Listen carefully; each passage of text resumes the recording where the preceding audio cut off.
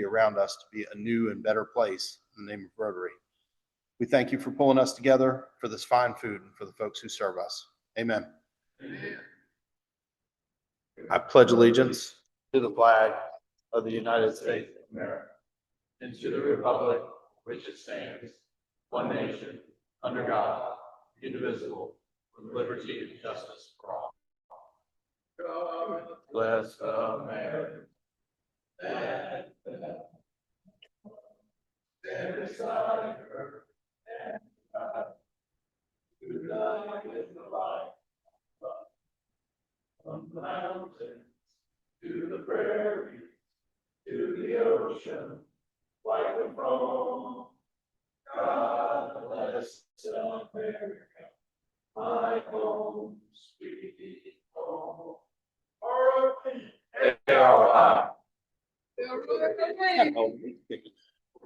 Very good. Awesome. All right. Last thing, we have a really hot pot going today for the raffle. If you haven't raffled with us recently or you feel like being spicy today, it is a great day to come in. I'll give another 2 or 3 minutes to buy tickets if anybody wants them, but we got a big pot going. Hot pot. Awesome, man. Hot pot. All right, moving on to my favorite part of this this meeting is the introduction of our guests.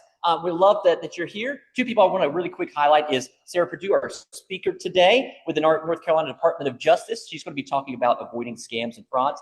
And then also, he'll introduce himself in just a minute, but a quick highlight to Pat Gallagher, who is our incoming district governor here today. All right, Jennifer. All right, we'll start right over here. Time to stand up. Hi, I'm Dustin Guerrero. I'm Madison Guerrero's husband. What do you do? I'm a project manager, team lead at an engineering firm. Okay, welcome.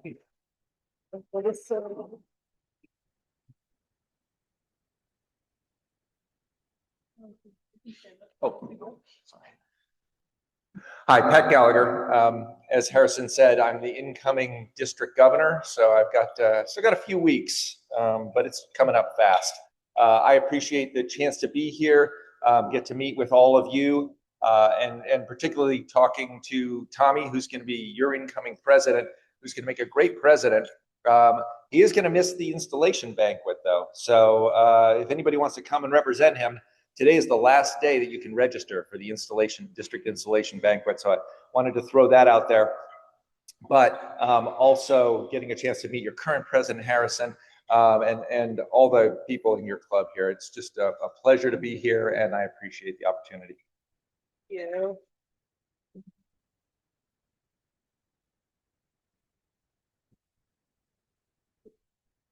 We're here for You don't want to. Quickly, I'm Sarah Perdue from the Department of Justice. Thank you for inviting me to speak. I'm also disappointed that Dustin didn't mention that he's and my husband are cousins.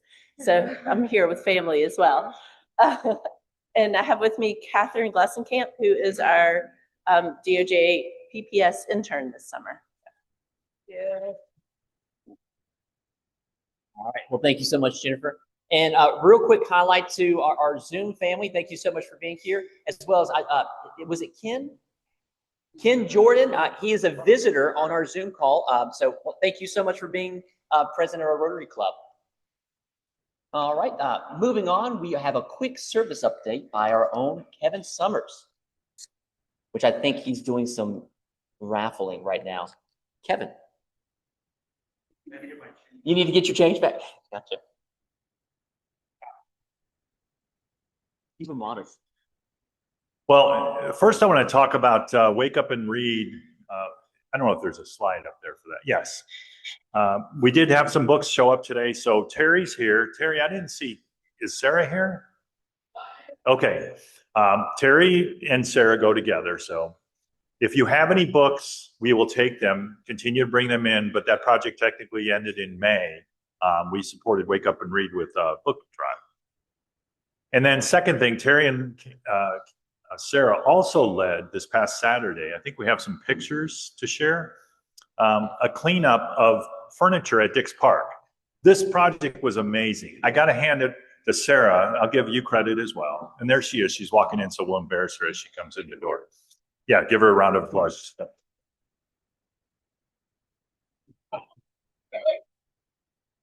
The woman of the hour. Sarah and the city of Raleigh, if you guys have ever attended a service event, this one was so well organized. All you had to do was show up. Everything was there for us. We had a great time. We had huge participation. Lots of new members came out. We cleaned park furniture in 3 different areas. It was a great time. And the fact that we're using water helped with the heat. And then I had the pleasure of taking 2 of our new members, Tom and Pharrell, to go see the trolls. So if you have not been to Dix Park, you need to go see the trolls. Thank you. Thank you so much, Kevin. All right, now it's my other favorite part of this whole meeting, which is membership update with Diamante. Go ahead and get yourself energized. There you go. Glad to have you back, President Harrison. How are we doing today? I said, how are we doing today? All righty now. Yeah, I ain't going to talk too. Okay. You know, we got the Hurricanes, you know, in the Stanley Cup and everything. Hopefully they'll pull it out. Yeah, let's hope they pull it out. I'm excited about this year. But with that being said, you guys, I first want to tell you guys, as we're coming up on the end of this Rotary year, I just want to tell you thank you guys for each and every one of you. Some of you guys may not know I've transitioned jobs and everything, but because of this club and the support of this club and everything and different people I've spoken to, specifically with President Harrison, you guys just don't know how much that means to me. When you come here and any guest that is a part of this club, I just want to let you guys know, you're just not walking into any club. You're walking into a club that feels like family. Family that will help you, honestly pray for you. I've had situations with Tom Holder. He's helped me out of some situations as well too. And just want to let you guys know, if you're joining this club, you're joining a family. So it's just not any old club. I can't speak for any other club, but when it comes to this club, Rotary Club of Raleigh, you're joining family. So just want to let you guys know that anybody that is a guest. And so with that being said, we have a first reading, a gentleman named by David Oshinsky. He could not be here. He had some family issues that he had to deal with, but that's okay. Speaking of David is an alumni of NC State University. With that being said, he also just graduated from Campbell Law. With his Campbell Law, he was originally from Thomasville, and throughout his time at Campbell Law, he basically graduated with cum laude at Campbell Law School, and he was also inducted into the Barristers for Excellence in Advocacy. He's also a recipient in book awards in advanced legal writing and practical skills for lawyers. So basically, one of his favorite things he loves to do, he loves pickleball. You know, that's a big thing in the Raleigh area. And he also loves to box and weightlift. So we got somebody to protect us as well that's coming to the club, you guys. So that is David Oshinsky. And if anybody knows anybody that is a potential member for this club, please feel free to reach out to me. And I would love to have them or bring them a part of this club. You guys have a great one, okay? Thank you, Diamante. Yep. He said it perfectly. I mean, this club has been family to me, and I think everybody in here could say that, right? Rotary is a wonderful organization that's doing great work in their communities. It's great that we're a part of that. But I mean, you all are family. I've got deep friendships here. You all walked with me when I lost my mom last year. This is a group that shows up. So I truly appreciate to be a part of this family. And one other thing that's we don't have a slide for it, but Linda will this week send out the first connections for the Coffee Connect. I think you had a wedding, didn't you? Yeah, she was a little caught up with her daughter's wedding. And so anyways, but she'll get that sent out this week so we can go ahead and get those coffees scheduled. All right, moving on, we have our own John Cates with a fundraising update.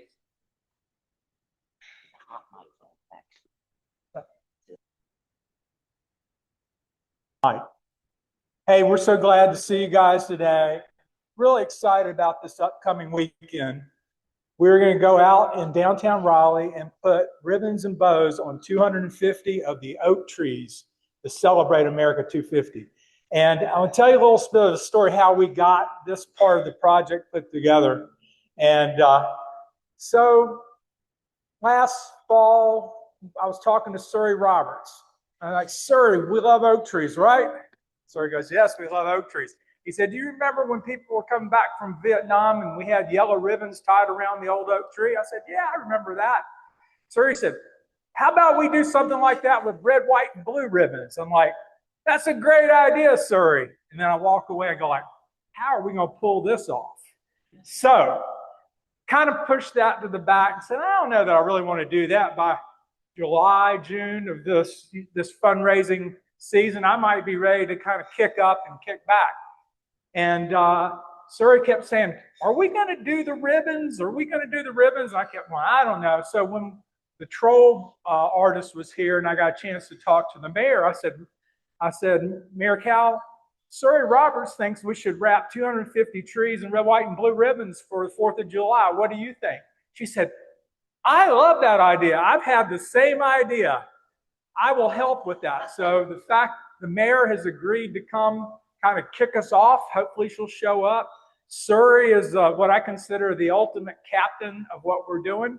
So if you have not yet, we need you and any of your friends and family or groups to sign up.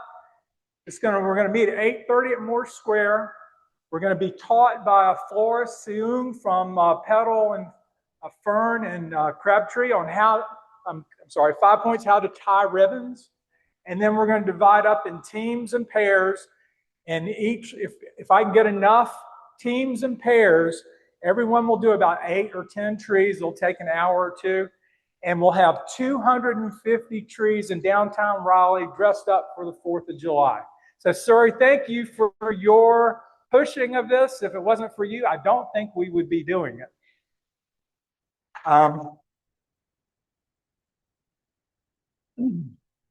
Yeah, and that's what we've got. We're over 80,000 thanks to the donation we have from Hayes Barton Place. We're still trying to get to 100,000. Patty, thank you. Patty has on a Rotary shirt that says Rotary Club of York, Pennsylvania. I said, do you have one that says Rotary Club of Raleigh Rotary? And he said, no. I said, well, here's a t-shirt. So thank you for buying. We have a bunch left. I owe a few people t-shirts. If you haven't gotten it, see me. Thank you. And thank you, John, for your hard work and dedication, and to this club for the amazing impact that we've made through this. It's going to be awesome to be downtown here in the next couple of weeks and see all the ribbons that we put up. All right, moving on to birthdays and anniversaries. We have Mike Brennan. Mike's birthday is tomorrow. Happy birthday, brother. Should we sing? All right, we're going to sing for Mike. Happy birthday. Birthday to you. Happy birthday, dear Mike. Happy birthday to you. That is going to haunt your dreams, my friend. Happy birthday, Mike. We have Corey. I saw him come in. Corey's on the 17th. Maddie Chastain's on the 27th. So happy birthday, Maddie. Frank McNally on the 28th. And surprisingly, we do not have any anniversaries coming up. But happy birthday to all those. And then after that, we have our upcoming meetings. So next week, we do not have a meeting for the observance of Juneteenth. The 22nd, we have our own Tom Weber, who's going to be speaking on the sustainability of Cambodia, some projects out there. And then on the 29th, I'm turning it over to Tommy. I know, they seem really excited, Tommy. That's awesome. Well, hopefully it's going to be great to have him come back from his big trip that's coming up in just 2 days, tomorrow. Wednesday, okay, yeah, he's leaving out for, it's going to be awesome. So excited to hear a report back from that. All right, moving on to our raffle. Tommy, I know you just put food in your mouth, but come on up here, man.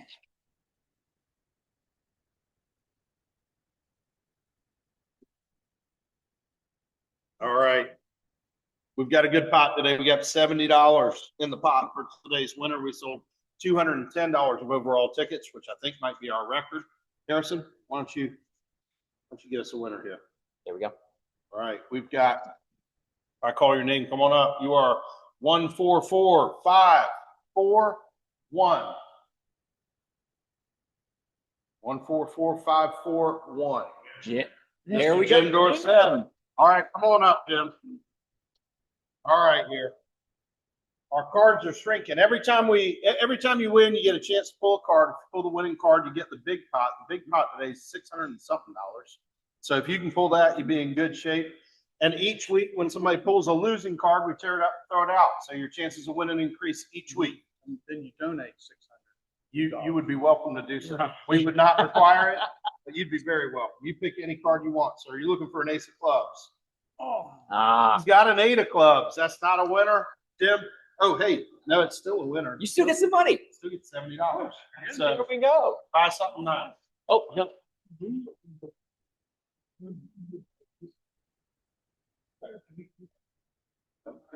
We'll figure it out. All right, Jim, congratulations, sir. All right, now we're going to move on to our card buckets, which are on the table. If you have any loose change or if you'd like to donate dollars to those, please put those in there and we'll make sure to take care of that. But happy dollars. And the train came early, so you don't have to worry about that for your presentation. Awesome. So a lot of fun stuff happened. I hear there's some happy dollars. Jim, do you want to start us off? You should be good. Jim, I know he found me out and said, I've got some happy dollars today. I got some happy dollars. Gentlemen, we have the fantastic honor of cheering on the Tar Heels, the first team to go into representing the ACC. They're going to Omaha after a magnificent, epic ninth inning yesterday against Southern California. It was awesome. It was awesome. Anybody else want to join in? Terry, I can't hear you, Terry. What? Yes, sir. Come on. My oldest granddaughter turned 6 this weekend, and I won the prize for eating the most ice cream. Oh, good for you. Well, congratulations, sir. Perfect. I think we're going to go over here first, Terry. I know what you're going to talk about. Well, I'm following up with the Tar Heels. I had the pleasure of going last week and seeing the regionals win. I have the pleasure of seeing them this week win in that walk-off, and I'm going to Omaha. So, Devin, if we get there. I'll change the subject. $5. The Hurricanes, come on, Hurricanes. And expecting the third grandchild in December. congratulations. That's awesome. Okay. Any other happy dollars over here? Oh, we have some happy dollars on Zoom. Let's see. We're going to try to make this work, Peter. Well, I've got to have happy dollars for the excellent 1 second, champions Peter, win of the Arsenal in real football for the first time in 26 years. So that's my happy dollars. So start over, Peter. Peter, can you start over? We did not have the speaker on. yeah, absolutely. So my happy dollars are Arsenal Football Club, and I'm talking about real football here, not the imitation stuff. Winning the Champions League for the first time in 26 years. So that's, that along with my surgery, that's my happiness this year. So very happy. $10. If you didn't hear that, $10 for Arsenal football. It's the first time they won in how many years? 26? 26 years. 26 years. Arsenal football. There we go. All right, Terry. Here's some bucks for everybody that participated at Duke. I got you hooked up. Yeah, everybody did work day and Saturday at Dix Park. Would they stand up? Would you stand up? It was incredible. That's great. They did us proud. Thank you. Thank you, Terry. Thank you to those who served. And then Linda. Well, mine are for my daughter got married in Vermont last month, and so I'm happy about that. And my husband is happy that all the bills are paid. There you go. You can take it off. There you go. That's awesome. Any other happy dollars? All right, perfect. With that out of the way, we are going to move on to our featured presentation. We are honored to have Sarah Perdue here today speaking with us. A quick bio on Sarah. She serves as the Outreach and Policy Advisor for the Public Protection at the North Carolina Department of Justice. In this role, she oversees the outreach efforts of the Public Protection Section, makes frequent presentations to groups and organizations across the state, and helps to inform policy decisions and developments at the NCDOJ. Before joining the NCDOJ, Sarah worked as a Senior Policy and Research Associate at the NC Sentencing and Policy Advisory Commission and practiced briefly in civil litigation. She has a degree in politics science from the University of North Carolina and a JD from the University of Alabama School of Law. She lives in Raleigh with her husband, her 2 boys, and devoted canine running partner, Cleveland. Sarah, with that, we'd love to have you come up. Thank you.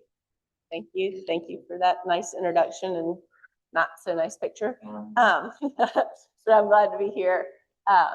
Again, my name's Sarah Perdue. I'm here from the North Carolina Department of Justice, which is also known as our Attorney General's office. Jeff Jackson is currently serving as Attorney General. He's been there about 1.5 years. Just fun tidbit, in his first 2 years of service, our outreach team is working very hard to reach all 100 counties in the state with outreach. So we're closing in. I think we have about 15 left to go and 6 months left in the year. So really excited about that, and kind of a good way to mark his service to our state. So the North Carolina Department of Justice works to protect the people of North Carolina by preventing crime and supporting law enforcement, safeguarding consumers, and defending the state, its people, and their constitutional rights. The largest sort of portion of our mission is that safeguarding consumers. Our Consumer Protection Division is the largest division at the Department of Justice, though, of course, as you saw in the mission, we do a lot of work in a lot of areas. But again, I, as a member of the outreach team and the Public Protection Section, we fall under the Consumer Protection Division. And it is the largest. It investigates consumer complaints, a primary function of our Consumer Protection Division. I have a sheet that I'll leave up here at your sign-in table for everybody to take that includes some phone numbers, including our consumer complaint phone number, which is 877-5-NO-SCAM. And I'd like to highlight that right now because we need you to make those complaints to our office. That is how we know what's happening in North Carolina. That's how we can uncover unlawful business practices by businesses doing legal business here, though illegally, or through illegal methods. And it's how we alert the state to things that are happening. So if you hear on the news about a scam, those alerts usually come from our office or the Secretary of State, and they come via those consumer complaints. So please, if you suspect any sort of scam or fraud, whether you fall victim or not, please report that to our office. Sometimes we're able to take legal action against those scammers. Again, not every complaint will rise to the level of a scam or a fraud, but when it does, we can take legal action, put folks out of business if we need to. We also respond to reports from businesses and state and local governments regarding security breaches. So if you're a doctor's office, or when Ticketmaster was breached a few years ago and everybody's personal information gets out there, those offices have to, of course, let you know that has happened, but they also have to report it to us, and we can work to try to protect your information and in that breach, recover as much of that personal information as we can. And then finally, we educate North Carolinians about scams and frauds frauds. As I mentioned, the outreach team travels all over the state. The AG goes when he's able, but a lot of the times it's us on the road out there representing and trying to, share ways to help people stay safe from scams and frauds. So that's sort of what I'm going to talk about, focus on today, but but again, there's a lot we do. Sorry, I've had to shorten this presentation to make it 25 to 30 minutes. So I'm trying to make sure I've said everything I want to make sure I've covered in the front end of this presentation. But so what is a scam? Who is affected? Scam is a dishonest scheme aimed at taking money or something of value from an unsuspecting individual or group of individuals, and absolutely everyone is susceptible to being scammed. Those scammers do not care anything about you. They just want to get as much money from you or maybe some personal information, but they just want to get that from you. They don't care about your education level, your background, your age, your gender, none of it. It's a numbers game for them, and they just do not care. So sincerely, everyone is susceptible to being scammed, and most of us have been scammed, whether it's been not out, of a lot of money, but small amounts of money, or at least, people have attempted to scam us. So I'm going to talk primarily about phone, how to stay safe on the phone, how to use your phone safely, how to avoid text scams, and how to avoid internet scams. That's not to say that there aren't still scammers that go and knock on doors after a natural disaster and try to convince you to pay some money to repair your roof and never come back. Those types of scams still do happen. There are still scams. There are letters that come in the mail that are scams. But primarily our office sees scammers acting over the phone, via text, and on the internet. That's what I'll talk primarily about. These are the common scams in North Carolina in order of prevalence. So we see a lot of sweepstakes and lottery scams. That is, of course, you've won the lottery, usually also a car, and you have to pay some sort of fee. So anytime you are offered any sort of winnings for which you have to pay up front, it's likely a scam. So, just stop what you're doing. Imposter scams, and I hate that name because really all scams are imposter scams, but specifically imposter scams are someone that is holding themselves out in a position of trust or authority. So the toll road scams that were popular a couple years ago, the jury duty, you've missed jury duty and now you owe the sheriff some money. Those are imposter scams. Romance friendship scams, these are ones you see on the national news often. It's usually, older adults that fall victim to these. They're long-term, they lose all of their life savings. It's they've developed a friendship or a romance with someone online, and then send all their money to them because the person can't get off the oil derrick or whatever it is. Tech support scam, these are someone contacting you, either phone, text, or the pop-up on your computer telling you that there's a virus on your computer and you need to call and give a bunch of personal information and they can help you out. If you're getting those types of pop-ups or anything like that, you should probably have your computer checked out, but don't click on those.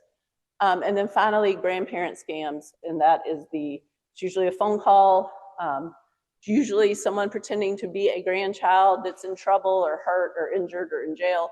But it doesn't have to be. It can be, sort of any close relationship like that where this person's trying to get money. They need money right now. And all of those scams can happen, like I said, by phone, by text, and online. So as I talk about sort of ways to stay safe using your phone, ways to stay safe, texting, and then on the computer, think about, any of those scams. So I might talk, focus on one, but it doesn't mean that any of those can't happen those ways. So with your phone, the biggest thing, and it's not even up there, save phone numbers in your phone. Put a name with the important phone numbers. Your doctor's office, if they call you regularly, save your doctor's office phone number in your phone. Of course, your children, your grandchildren. I don't care if your daughter has had the same number for 25 years and you know all 10 digits by heart, put her name in your phone. That way, when she calls, her name pops up and it's not 10 digits that you have to trust that it's her. Has anybody in this room ever gotten a phone call and it looks like it came from their own phone number? And that's spoofing, and that can happen. They can do that with your daughter's number. So if you've saved your daughter's phone number in your phone, in my example, and you get a call and it's her 10 digits, you know not to answer it. Whereas if you haven't saved it, then you would not, you might answer a scam message or a scam call. So don't answer calls from unknown callers. Phone numbers that are not saved in your phone, don't answer them. Let your voicemail do its job. And to that same end, don't trust the caller ID. That's that spoofing I just gave the example of. Hang up if you do answer and you're asked to press a button to stop calls. Don't press that button, just hang up. If you're asked, a yes or no question, again, just hang up. They're trying to confirm that the line is live. If you answer and you start feeling in any way pressured, scared, or unsure, please hang up. You're not going to be rude. I don't care if they're calling and telling you they're from the sheriff's department. You're absolutely allowed to hang up on the Wake County Sheriff's Department. They will not come out and arrest you. I've been in presentations with the high sheriff, and he will tell you that that is true. So, if you get that call and you hang up on the Wake County Sheriff's Department, but you're a little nervous, maybe you are in trouble, who knows? You can call back on a verified number and inquire about that phone call. But if you're feeling pressured, scared, unsure, hang up on them. And that's, of course, anybody. Don't respond to any sorts of questions. Again, the yes or no questions, sometimes they're just trying to record your voice saying yes or no to use for other nefarious purposes. But, it's also a very slippery slope. It's really easy to end up giving out personal information after just a few yes or no questions. So don't answer any sorts of questions, and certainly don't give out personal information. So think before you answer. If you're at all suspicious, hang up, and then you can call back on a verified number if you have concerns. So like if it's somebody that said they were calling from your bank and you decide to hang out, pull out your bank statement, call that 800 number, and inquire, but hang up if you feel at all worried. Avoiding common text scams. Text scams look like things like, one slide I didn't have. Sign up for the Do Not Call registry. Do that every 2 years. I know it's not the most effective thing because, of course, illegal operators are still going to call you. They don't care about the Do Not Call registry, but it does, legally operating businesses do follow that Do Not Call registry. So it ends some of that influx of calls to your phone. And that's on the sheet that'll have the handout that'll be up there, but it's donotcall.gov. And again, every 2 years, just re-up your information.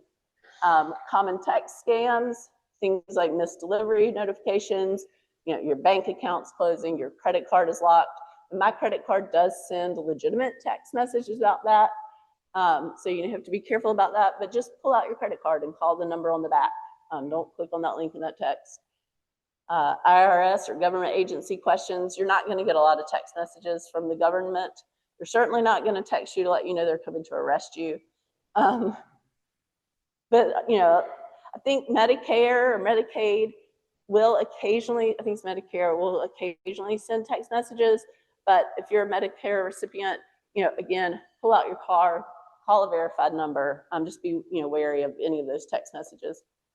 Then the fake fraud alerts, same, like the bank account stuff.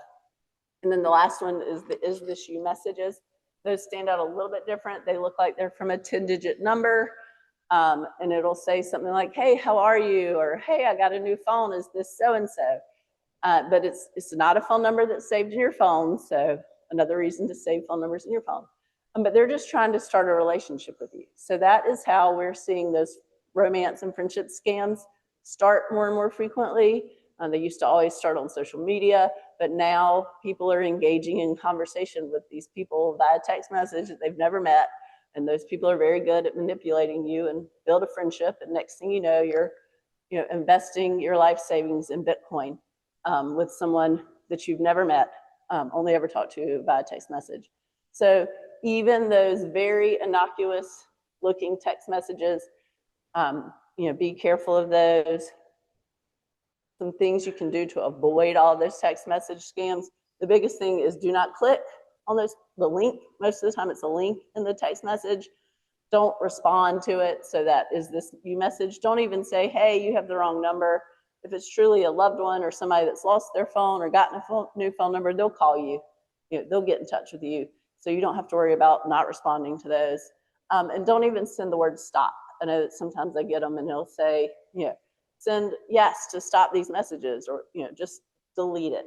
Delete and report junk. So if your phone has that functionality, that option, do that. That reports then that text message as junk or spam to your telecom communication company, who shares that with the AG's office, and we share that information with other AG's offices and the FTC, and can work to get these like small, minor telecom companies out of business. And that's our best route at getting those scammers, because of course a lot of them originate overseas and it's not very easy for us to get the actual scammer, but we can work to put these businesses that are allowing those scammers to do business or to come into the United States out of business. So delete and report junk is very, very helpful. If you do not have that functionality, you can send the text message to 7726, which spells the word spam, does the same thing. Reports it to your telecom communication company, who then reports it, shares that information with us. And there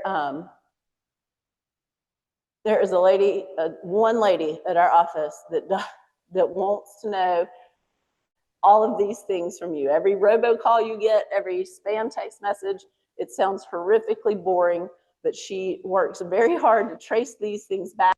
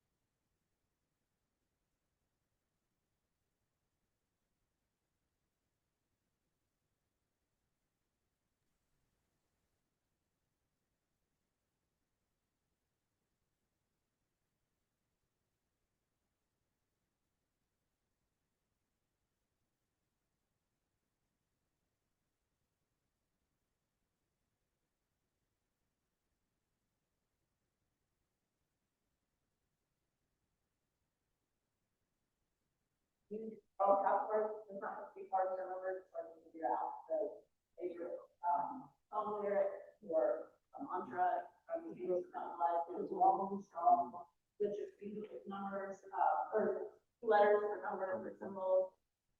It's not like that has to be hard to just remember, it's hard to figure out. And in theory, your browser is like a cache. Theory browser history. It, legitimate businesses use that to market towards you. That's why if you're shopping and one day or something, and the next day you go to your email and where's that thing you're shopping for the day before, scammers are using that information as well to make those flash sales, like those things look good and appealing. Make your phishing email more appealing.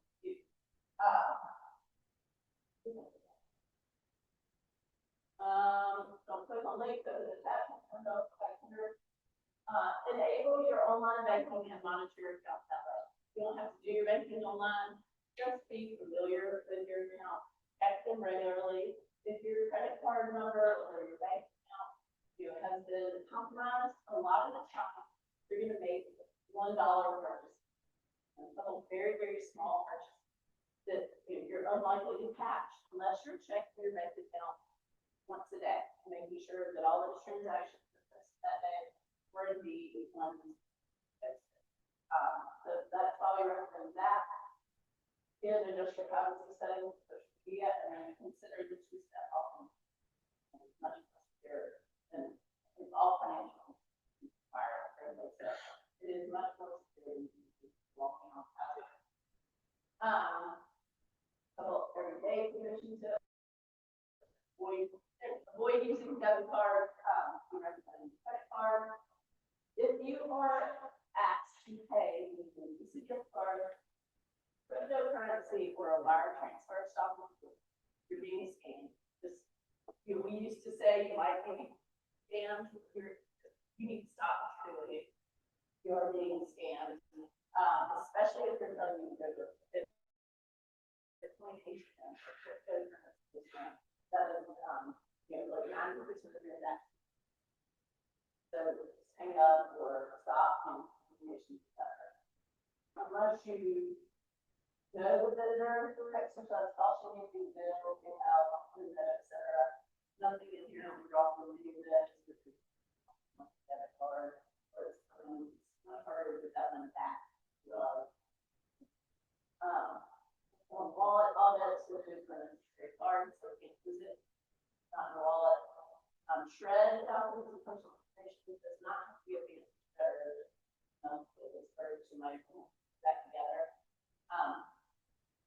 And we do still, as mentioned up front, and we do still see scammers that are stealing mail from mailboxes and trying to apply for credit cards using those junk mail we get. So just be mindful of that. Let your mail quickly shred those documents rather than just throw them in the wallet.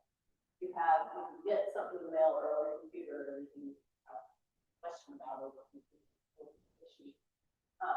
Ask somebody to look at it because the mom likes to call me and read the entire email to me, and usually in the first couple of minutes, I can tell her,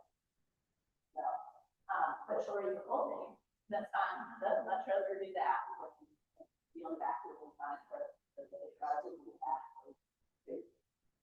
Really that. So don't hesitate to ask your friends and be aware of security. And we're absolutely all so just never been scammed, and talk about it amongst yourself. If you got a phone call or a text message and you fortunately realize that it was probably a scam, tell somebody about that. That is the best way that we can work together to prevent scammers from being able to sell our money or our identities or whatever the case may be. But talk, share that information. It makes sense. Start with the local news, or not.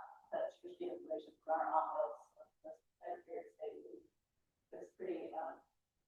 A couple other described things to do credit reports from all the major credit agencies. Used to be once.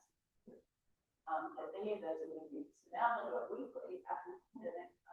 Great, it's really easy. It's not a cheap credit check. It's a better credit money check. So it's just the easiest, kind of like checking your bank account today. To make sure that there's no issue there. And then the most security you can do is credit security freeze, and you call all three credit. Security freeze, it freezes your credit at a level that's at, and nobody can block. So, you go to the credit card or something block or anything like that, it doesn't down. But you just get blocked with credit limit. So you use the dialing card or the unlock it temporarily. Tell them, call them up, tell them I'm going to buy the card this week. You increase my credit on Monday morning. But I do need it. And that's it. It's not combined a lot. The contact information, which is also on the sheet. And it'll be a sign in table, and then I watch for what actual time it is.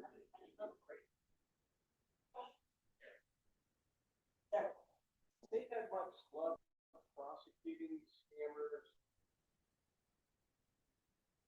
So they're operating out of yes. We work. Good luck, I would say. Right. Yes, a lot of them are out. We do work very closely with possible. So if it's if the scammer is originating from a different state, we can help gain the prosecution in that state. Evidence. And that's another reason that these complaints are so important. That's evidence for us. That, when we are able to, a couple years ago at the state fair, we had people come up to us about a code company in Western North Carolina. And we heard about this several times on, police report, maybe relative to that, out of this. Legally civil money codes. So yes, if they're in people in North Carolina, from North Carolina, we have good luck.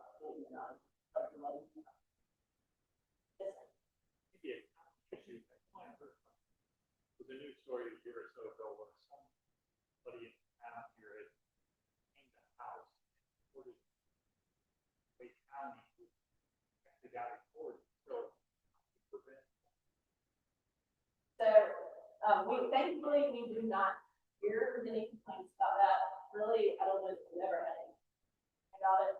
I've heard people ask about it, applications like this, required, and it is a local county thing that our county, Wake County, has free service that we sign up through, or sign up for registered states that we watch. Properties, title, and names, and so any property in other counties, you have to reach out to those counties to see if they offer similar services. A lot of counties in North Carolina, not all way through it, more than half. I don't know the numbers, but it was an impressive number to offer that. But of course, you can also monitor it proactively yourself. But it is, it's something to hear about, and certainly it's scary. But you can monitor it.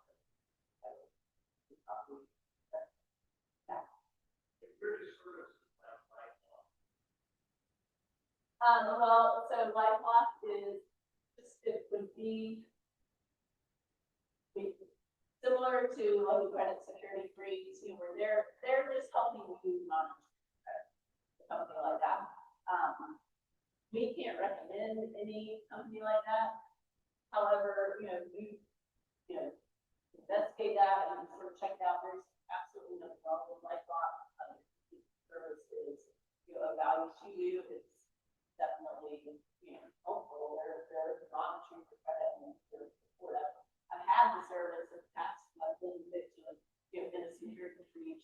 A lot of monitoring. It is nice getting once a month who says no, bad activity in your account.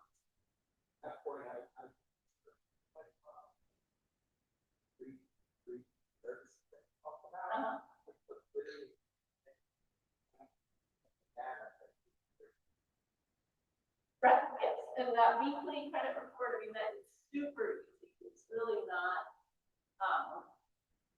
difficult to do. It doesn't take time. And they're not digging your credit, and that look for you. And, you know, yeah, it's just it's sort of how much for that money. Anybody else? Yeah, what kind of pressure is being put on the phone company? A lot. That lady, I know, sounds like not a lot, because the lady in her office, but again, our attorney general office works with all the AG's office all over the country. And I think 8 major telecom communication providers, so your AT&T, you know, your Verizon. We work very closely with them and the FTC to put small little companies that you've never probably heard of, and certainly never heard of. These tiny little companies that are allowing these scammers entry into the United States. Like there's allowed their phone calls to come through. And get this, but we those are really stopping business there. You know, like gone up or in the United States. You know, and that's the lady in her office. You know, you're getting robocalls a lot. Make a note. People running, you know, the notepad like this phone number on this day at this time. And once a month, call our office and report notes to her. She legitimately wants to know that again, even if we're spoofing, he can trace back what she, you know, get the technology and the skill and far beyond we can even understand. And she can try to explain it to us in the force to tell them how to do it. Very mind-boggling to say the least, but we are working very hard at that. And there's things like the legal report jump that came directly from our task force of attorneys general and the FCC and the telecom. They're doing stuff on spam, where your phone says might be spam. That came directly from that, you know, task force as well. So they are working very hard. Likely never going to end, but believe it or not, we're ready to drop for some $2 million a month. So, yeah, 200 million a month. I mean, it's a huge drop. Those are not correct numbers, but it was a crazy big drop on. Still a lot, but yeah. Thank y'all. I think